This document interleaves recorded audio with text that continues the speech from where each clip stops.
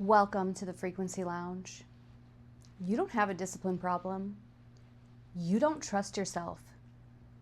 And I know that might sound harsh, but stay with me, because that is something most people don't realize is actually happening.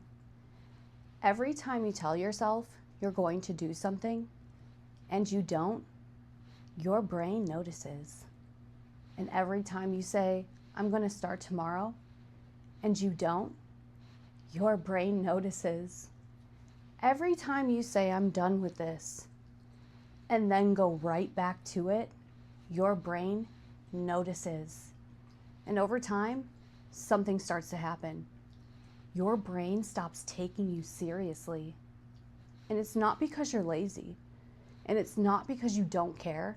It's because the pattern you've shown it is, I don't follow through. So now when you set a goal, or you try to change something, there's hesitation, there's doubt, there's overthinking. Because deep down, your brain is like, why would this time be any different? And that's where people get stuck. They think they need more discipline, more motivation, more structure. But you can't build discipline on top of broken self-trust, because discipline requires consistency. And consistency requires your brain to believe you. So the real problem isn't that you don't know what to do.